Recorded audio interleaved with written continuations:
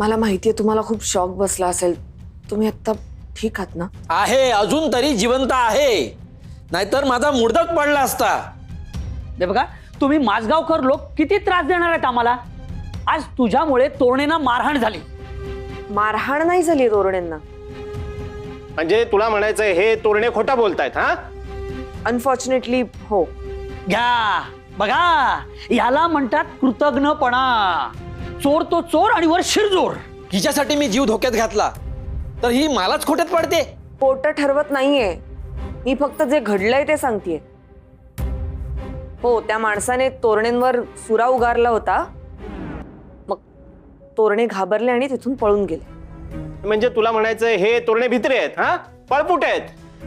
मी त्यांना याचा अजिबात दोष देत नाहीये. हे बघा, या सिच्युएशन मध्ये कोणीही असंच वागलं असतं. फक्त त्यांना मारहाण वगैरे काही झालेली नाहीये. रे रे रे रे, नाही म्हणजे स्वतःच्या चुका लपवण्यासाठी किती खोटं बोलणार आहात तुम्ही लोक अजून. आणि मला सांग, तू त्या माझगावकरांची बहीण तिला इकडे घरी घेऊन येणार आहेस? म्हणजे आता ही असली लोक आपल्या सोसायटीत येणार. नाही, राधा, किशा आणि अनिसचा त्रास कमी आहे ना, म्हणून अजून दुसरे लोक येणार आणि सोसायटीत गुंडगिरी सुरू होणार. आमच्या पोराबाळांनी काय करायचं? हा, हे आता अति होत आहे. नाही, अति तुमच्या लोकांचं होत आहे. ती माझगावकरांची बहीण इथे येणार म्हणजे तिचा तो गुंड नवरा पण इकडे येणार. ही गुंडगिरी आपल्या सोसायटीत चालणार नाही. एक मिनिट, असं काही झालंय का? तुम्ही आधीच सगळं गृहीत का धरताय? आणि होणार नाही कशावरून? हे बघ भैरवी, एकच सांगतो, माझगावकरांची बहीण इथे येता कामा नये. तुम्ही आधी आमच्या घरात डोकावणं बंद करा.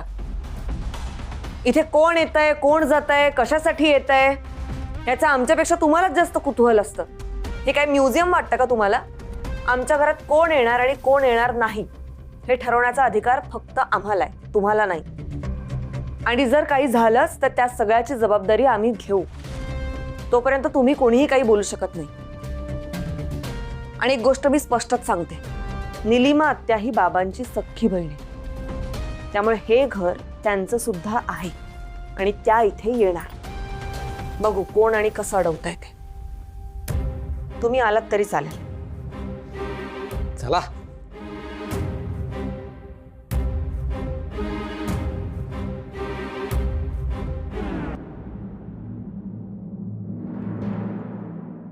Hello Anish, कुठेस Tu? प्लीज लवकरात लवकर घरी ये, मला बोलायचंय अर्जंट. तुला काय करत होती रे?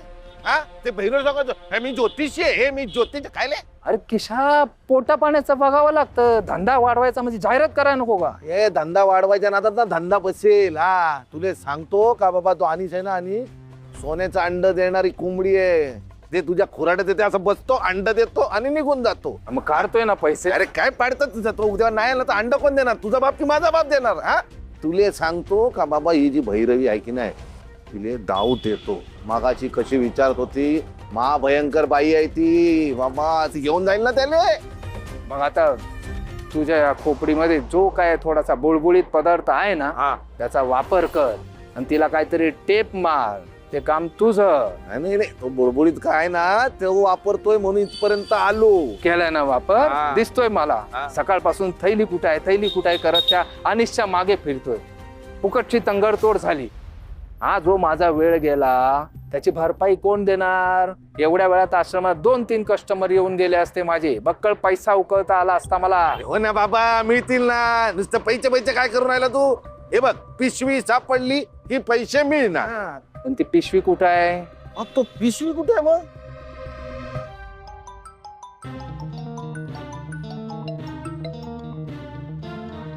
हॅलो. अरे अनिश, तुझी एक बॅग राहिली इथे. हो का?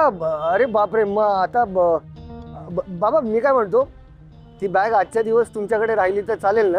अरे नाही नाही, प्रॉब्लेम काय माहितीये का, आज आम्ही एक माझ्या एका भावाकडे जातोय, तर तेव्हा जर का ती बॅग तू. बरं बरं, काही हरकत नाही. मी आता येतो आणि घेऊन जातो बॅग परत.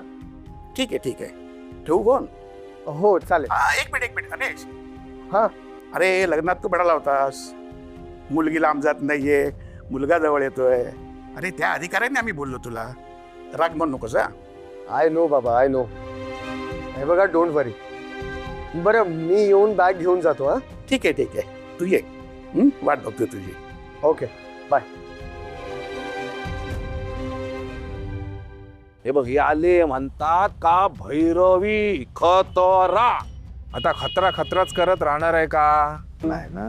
अरे केशा, माझ्या धंद्याचा कोल टाइम आहे हा, दुपारची वेळ. ज्यांना काम धंदा नाही ना, असे रिकाम तिकडे लोक माझ्याकडे ह्याच वेळात येतात आणि मला 4 पैसे उकळता येतात. तू कमव, पैसे कमव, आम्ही भांडी घासतो घरात. ते काय करायचं तुझं तू ठरव. नाही, खरं तर भांडीच घासायची लायकी आहे तुझी. आता घरी जा आणि त्या अनिश कडून माहिती काढ, थैली कुठं आहे. काही नाही विचारायचं, बाप्पा घरात पैसे आले की दापायचं, त्यात काय. हे तुझ्या अक्कल. हे इथं ना तुझं खोपडी काढून बसवली पाहिजे.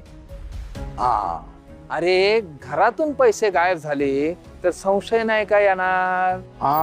त्या अनिशकडे एवढा पैसा आहे का थोडाफार पैसा गेला तरी त्याला कळणार नाही? बाप्पा मग आता काय करायचं? आता तू फक्त एक काम कर, त्या अनिशला माझ्याकडे घेऊन ये आणि पैसा कसा काढायचा ते मी ठरवतो. कसं कसं कसं? प्रत्येक माणसाला काहीतरी भीती असते आणि ही भीतीच माझ्या धंद्याचं भांडवल. तेव्हा आता एवढ्या वर्षांमध्ये मला एक गोष्ट लक्षात आली, माणसाला सगळ्यात जास्त भीती कशाची वाटते? कशाला घाबरतो? तू सांग कशाची? कॉमेडी. बाप्पा माझी बायको लय भयानक, लय कॉमेडी. मग तू ना खरं जगण्याच्या लायकीचाच नाहीये किशा. तुला ना या गाडी खाली नाही नाही बाप्पा, मला भीती वाटते मारायची. ते गावी जमीन मी लिंबू लिंबू लावायचेत ना, बाप्पा मी नाही मारणार. बायकोला साडी घ्यायची कॉमेडीले. मग आता लक्षात आलं ना, माणूस सगळ्यात जास्त मरणाला घाबरतो. बाबा मरायला ना, एकदा का मरण समोर आलं का माणूस जीव वाचवण्यासाठी काहीही करायला तयार होतो, लागेल तसा पैसा खर्च करतो आणि हीच वेळ असते त्याच्याकडून पैसा उकळायची. काय बाप्पा आयडिया, काय आयडिया म्हणजे जबरदस्त आहे ना? मग आता अनिशच्या मनात हीच मरणाची भीती तू निर्माण करायची. आणि मग मी कसा पैसा उकळतो ते तू बघ. करतो बघ.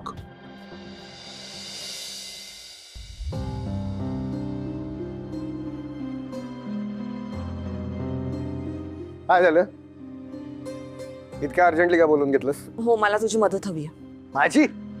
कशासाठी? मी निलिमा आत्याकडे जातेय आणि मी एकटी जाणार नाहीये, तू येतोयस माझ्यासोबत. हे बघ, मला खूप कामं आहेत, वेळ नाहीये माझ्याकडे. नाही, मला माहिती आहे, पण यासाठी वेळ काढावा लागेल. चल. तुम्ही सगळे काढताय ना? काल बाबा गेले होते, आज तू जातेस, मग माझी काय गरज आहे? कम ऑन अनिश, या घरातला मुलगा म्हणून तुझी काही ड्युटी नाहीये का? खरं तर कालही बाबांना तू जाऊ द्यायला नको होतं. बिचारे त्या घाणेरड्या वस्तीमध्ये एकटे गेले, तात्कळत बसून होते. तुला काहीच वाटत नाहीये का? अरे तुझ्या आईची शेवटची इच्छा आहे बस म्हणून. करा रे. शेवटची इच्छा, शेवटची इच्छा.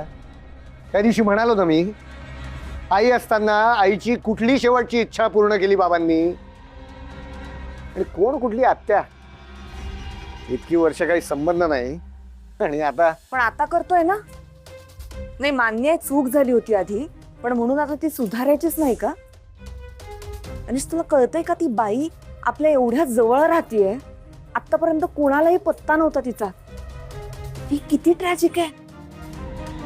तू बाबा कधीतरी फुलराणीकडे गेला असाल, तिने बघितलंही असेल तुम्हाला, पण काही कारणामुळे ती सांगू शकली नाही, समोर येऊ शकली नाही. कारण तिला आपल्याशी काही संबंध ठेवायचा नाहीये. It is as simple as that.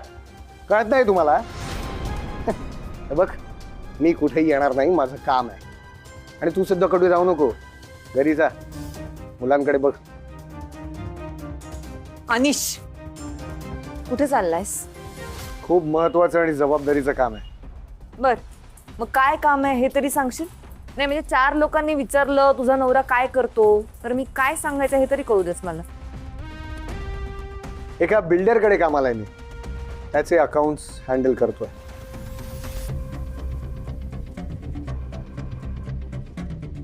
खूप कॅश आहे, त्याला नेऊन द्यायची. चल निघतो मी. थांब, गाडी घेऊन जा.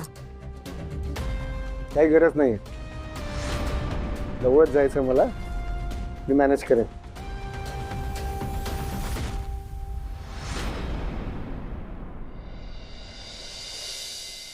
हो मी येतोच आहे ऑफिसला. हो पोचतोच आहे.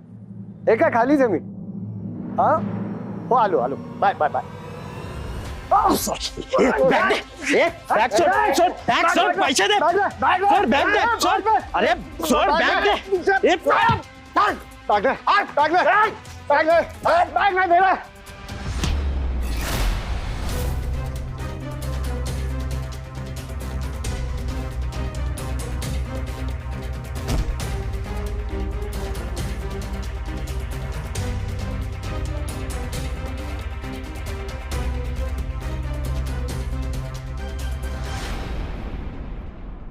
अरे किती हॉरिबल आहे. तरी अशोक काका सांगत होते तुला तू जाऊ नकोस पण ऐकायचंच त्यांचं.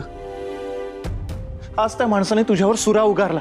काही भलतं सलतं झालं असतं तर. मुळात तुला गरज काय होती तिथे जायची.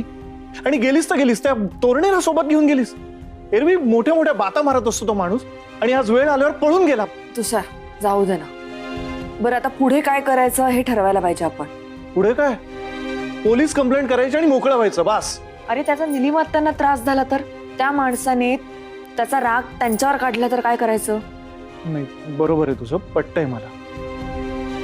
पण मला जेन्युइनली असं वाटतं की तू पुन्हा त्या एरियात जायचं नाहीस. विषय संपला. नाही तुषार असं करून नाही चालणार. काही झालं तरी बाबांची सख्खी बहीण आहे ती. आणि हो त्यांनी त्यांचा मार्ग निवडला आणि त्याची शिक्षा सुद्धा भोगली. ज्या अवस्थेत त्या आता राहतायत ना ते बघून माझ्या अंगावर काटा आला तुषार. काय काय सोचलं असेल त्यांनी मी इमॅजिन सुद्धा नाही करू शकत रे. आता जर आपण त्यांना वाचवलं नाही त्या अशा माणसासोबत एकटं सोडलं ना तर मी स्वतःला माफ नाही करू शकणार. आणि नाही मला मदत करावी लागेल त्यांना. ठीक आहे तू पॅनिक होऊ नकोस. हे बघ मला जेन्युइनली तुझ्याबद्दल वाटतं म्हणून मी म्हणालो इथून पुढे तू त्या एरियात एकटं जायचं नाहीस. बरं तुला जेव्हा जायचंय तेव्हा सांग मी येईन तुझ्या बरोबर. तुषार कशाला. असं काय करतेस भैरवी. विसरतेस का तू. तुमच्या लग्नामध्ये मी अनिसचा कान पिळलाय. मानलेला भाऊ आहे मी तुझा. त्यामुळे तू एकटं कुठेही जायचं नाहीयेस. मी तुझ्या बरोबर येणार. I am there with you. Thank you.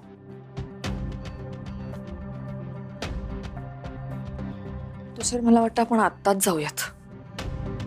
Bhairavi अगं आत्ता रात्र होते आणि तू जसं म्हणालीस तसं तो एरिया सेफ पण नाहीये ना. हो मला माहितीये पण हे बघ तुषार मी त्यांना ज्या अवस्थेत बघितलंय ना त्यानंतर मला तरी झोप लागणं अशक्य आहे. आणि मला लवकरात लवकर त्यांना ह्यातनं सोडवायचंय. त्यासाठी काहीतरी करून मला कम्युनिकेट करावं लागेल. मी म्हंटल ना मी येतो तुझ्या बरोबर.